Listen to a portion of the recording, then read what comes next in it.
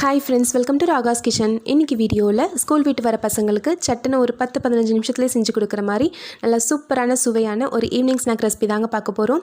சட்டுன்னு செஞ்சிடலாம், ரொம்ப டேஸ்ட்டாகவும் இருக்குங்க. தேங்காயும் அரிசி மாவும் வச்சு செய்யக்கூடிய நல்லா சுவையான இந்த தேங்காய் வடை எப்படி பண்ணலான்றது பார்க்கலாங்க. இப்போ இந்த தேங்காய் வடை செய்கிறதுக்கு ஒரு மிக்ஸி ஜார் எடுத்துக்கலாங்க. இதில் அரை மூடி அளவுக்கு தேங்காய் போட்டுக்கலாம். மீடியம் சைஸில் இருக்க தேங்காய் ஒரு அரை மூடி சேர்த்தா போதும். கூடவே ஒரு 3 பச்சை மிளகாய், 1 டீஸ்பூன் அளவுக்கு சீரகம், இது 3ஐயும் சேர்த்துட்டு நல்லா அரைச்சிக்கோங்க. தண்ணி எதுவும் சேர்க்காமல் நல்லா நைஸாக அரைச்சிக்கோங்க. பச்சை மிளகாய் அரைப்பெட்டிருந்தாலே போதுங்க. பாருங்கள், இந்த மாதிரி அரைச்சி எடுத்துக்கோங்க. இப்போ ஸ்டவ்வில் ஒரு வாணலி வச்சுக்கலாங்க. இதில் 1.5 கப் அளவுக்கு தண்ணி ஊற்றிக்கலாம். நான் எடுத்துருக்க கப்புடைய அளவு வந்து 1/4 லிட்டர் அளவுடைய கப்பில் 1.5 கப் தண்ணி ஊற்றிக்கிறேன்.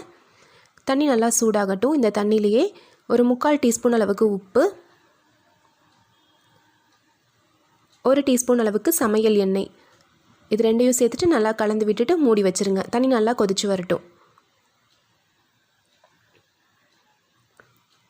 மூடி வச்சிடலாம். தண்ணி நல்லா கொதிக்கட்டும். தண்ணி நல்லா கொதித்ததும் இதில் நம்ம அரைச்சி வச்சுருக்கோம் இல்லைங்களா, தேங்காய், சீரகம், பச்சை மிளகாய், இது 3ஐயும் சேர்த்து அந்த அரைச்ச விழுது இதில் சேர்த்துடலாம். தண்ணி எதுவும் சேர்க்காம தான் நம்ம அரைச்சிருக்கோங்க.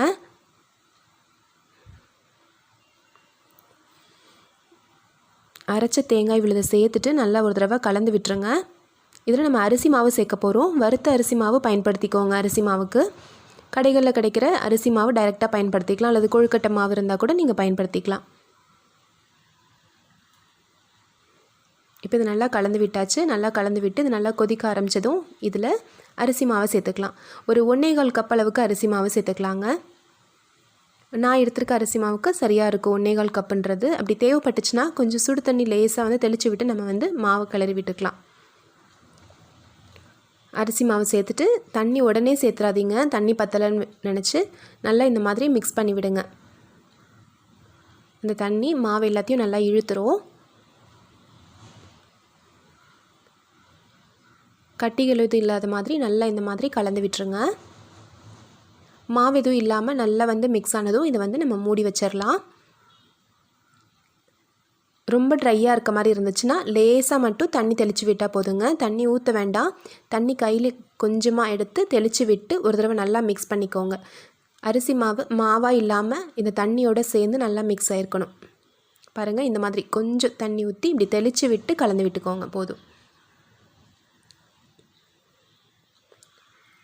நான் எடுத்துக்கிறது எல்லாமே 1/4 லிட்டர் அளவுடைய கப்பில் தாங்க மெஷர்மெண்ட் சொல்லியிருக்கேன். இப்போ நல்லா இந்த மாதிரி கலந்து விட்டுக்கலாம். இப்போ தண்ணியெல்லாம் நல்லா இழுத்துருச்சு பாருங்கள். இப்போ நம்ம ஸ்டவ் ஆஃப் பண்ணிவிட்டு இதை மூடி வச்சு இறக்கி வச்சிடலாம். இது நல்லா சூடு ஆறட்டும். நம்ம எடுத்து மாவு பிசைகிற மாதிரி நல்லா சூடு ஆறணும். இப்போ பாருங்கள், நல்லா சூடு ஆறிடுச்சு. சூடு ஆறினதும் கையில் எடுத்து நம்ம மாவு பிசைகிற மாதிரி நல்லா பிசைஞ்சிக்கோங்க. கட்டி எதுவும் இல்லாமல் நல்லா சாஃப்டாக வருங்க. சப்போஸ் இப்படி மாவு பிசையும் போது உங்களுக்கு வந்து ட்ரையாக இருக்க மாதிரி இருந்துச்சுன்னா லேசாக தண்ணி தெளிச்சிக்கலாம். தண்ணி தெளித்து நீங்கள் வந்து பிசைஞ்சிக்கலாம். கையில் இந்த பகுதி வச்சு அழுத்தி அழுத்தி பிசைஞ்சிங்கன்னா நல்லா சாஃப்டாக இருக்கும். நம்ம கொழுக்கட்டை மாவில் பிசைவோம் இல்லைங்களா, அந்த மாதிரி. நம்ம சீரகம்லாம் அரைச்சி சேர்த்துருக்கோன்றனால ரொம்பவே வாசனையாக இருக்குங்க. இப்போ மாவு ரெடி ஆயிடுச்சு. இந்த மாவுலேருந்து கையில் லேசாக எண்ணெய் தடவிட்டு கொஞ்சம் கொஞ்சமாக மாவு இப்படி எடுத்து உருண்டைகளாக உருட்டி 2 கைக்கும் நடுவில் வச்சு இப்படி நல்லா அழுத்தி விட்டுக்கோங்க. அவ்வளோதாங்க. இதே மாதிரி கொஞ்சம் கொஞ்சமாக மாவு எடுத்து உருண்டை உருட்டி சைட்ஸ்லலாம் எதுவும் வந்து கிராக்ஸ் இல்லாத மாதிரி அழுத்தி அழுத்தி வடைகளாக வந்து தட்டி எடுத்துக்கலாம். நான் இன்றைக்கி வந்து இது எண்ணெயில் போட்டு பொரித்து எடுக்க போகிறேன்.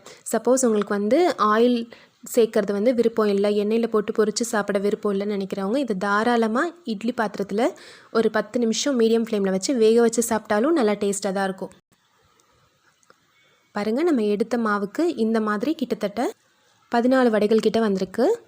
இப்போ நம்ம இதை எண்ணெயில் போட்டு பொரிச்சு எடுக்க போகிறோம். ஸ்டவ்வில் பொரிக்க தேவையான அளவுக்கு எண்ணெய் ஊற்றிக்கலாம். எண்ணெய் நல்லா சூடாகட்டும். எண்ணெய் சூடானதும் மீடியம் ஃப்ளேமில் வச்சுருங்க. லோ ஃப்ளேமில் வச்சு இதை பொரிச்சிங்க அப்படின்னா அவுட்டர் லேயர் ரொம்ப வந்து ஹார்டாயிருங்க.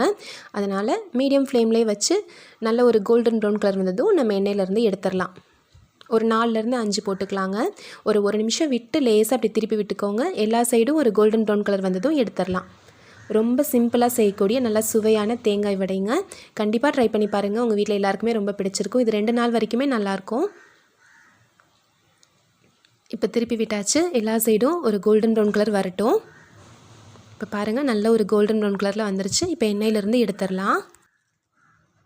சூப்பரான சுவையான மொறுமொறுப்பான தேங்காய் வடை ரெடி ஆயிடுச்சுங்க. இதே மாதிரி எல்லாமே நம்ம போட்டு பொரிச்சு எடுத்துடலாம்.